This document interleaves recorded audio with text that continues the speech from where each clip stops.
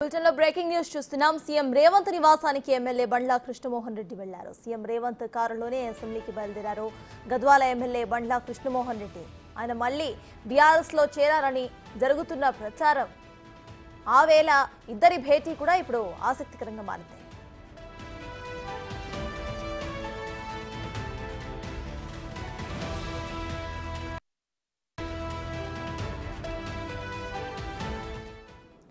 ఇదే విషయంపై పూర్తి డీటెయిల్స్ మా డిప్యూటీ బ్యూరో చీఫ్ సాదిక్ అందిస్తారు. సాదిక్, చెప్పండి, ప్రెజెంట్ అక్కడ అప్డేట్స్ ఏంటి? ఇటు సీఎం రేవంత్ కారులోనే బండ్ల కృష్ణమోహన్ రెడ్డి కూడా వెళ్ళినట్టు తెలుస్తోంది. ప్రెజెంట్ అప్డేట్స్ ఏంటి?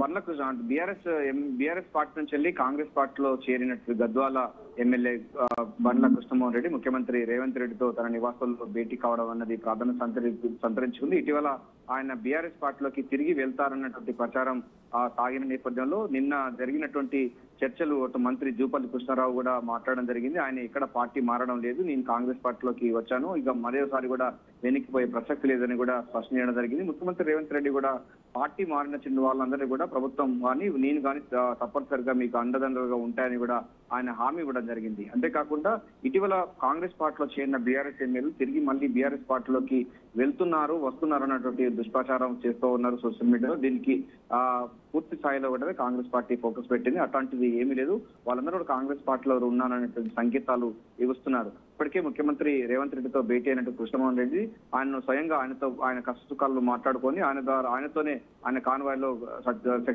అసెంబ్లీకి వస్తున్నారు.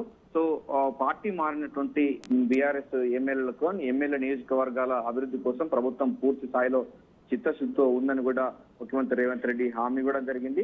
కొంత సోషల్ మీడియాలో మళ్ళీ తిరిగి పార్టీలోకి మళ్ళీ వెళ్తారన్నటువంటి ఊహాగానాలకు తెరపడింది. ఎందుకంటే రుణమాఫీ 1.5 లక్షల రుణమాఫీ చేసే కార్యక్రమంలో ప్రభుత్వం పూర్తి స్థాయిలో తెలంగాణ ప్రజలందరికీ కూడా ఫోకస్ పెట్టిన తరంలో ఇట్లాంటి కవింపు చర్యలు, ఇటువంటి డైవర్సింగ్ పాలిటిక్స్ చేస్తుంది బీఆర్ఎస్ పార్టీ అని కూడా విమర్శలు చేస్తా ఉన్నారు. సో బండ్ల కృష్ణమోహన్ రెడ్డి కాంగ్రెస్ పార్టీలో ఉన్నారు, కాంగ్రెస్ పార్టీతో నేతలతోనే సైద్యంగా ఉన్నారు, వాళ్ళందరితో కూడా బాగానే ఉన్నారు. ముఖ్యమంత్రితో నిన్న మంత్రి జూపల్లి కృష్ణతో చర్చ జరపడం జరిగింది. ఇప్పుడు ముఖ్యమంత్రి రేవంత్ రెడ్డితో చర్చ జరిపి ఆయన కారులోనే స్వయంగా అసెంబ్లీకి రావడం అన్నది ప్రాధాన్యత సంతరించుకుంది. ఆయనకు మరింత భరోసా ఇవ్వడం జరిగింది. పార్టీ మారినట్టు అంటే కాంగ్రెస్ పార్టీలో చేరినటువంటి వారందరూ కూడా పార్టీ ప్రభుత్వం అండగండగా ఉంటుందని కూడా స్పష్టంగా సంకేతాలు ఇవ్వడం కోసమే ఈ రోజు బండ్ల కృష్ణమారెడ్డితో ముఖ్యమంత్రి రేవంత్ రెడ్డి భేటీ కావడం అన్నది ప్రాధాన్యత సంతరించింది. ముఖ్యమంత్రి రేవంత్ రెడ్డి కూడా బండ్ల కృష్ణమోహన్ రెడ్డికి అక్కడ గద్వాల్లో జరిగినటువంటి అనేక అంశాలు గతంలో కొంత ఆయన జైనింగ్స్ కూడా పైన కూడా వివాదాస్పదమైంది. అక్కడ ఉన్నటువంటి సరిత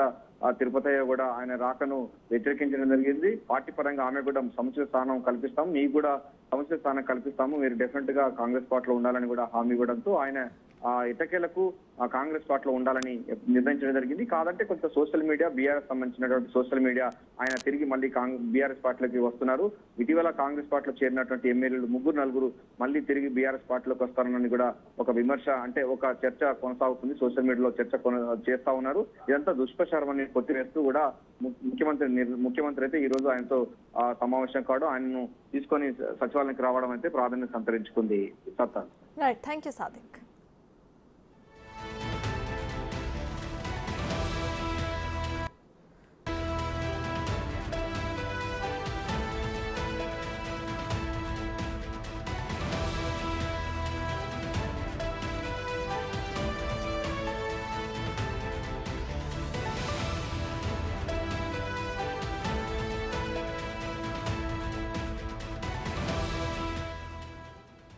సీఎం రేవంత్ నివాసానికి ఎమ్మెల్యే బండ్ల కృష్ణమోహన్ రెడ్డి వెళ్లారు. సీఎం రేవంత్ కారులోనే ఆయన అసెంబ్లీకి బయలుదేరారు.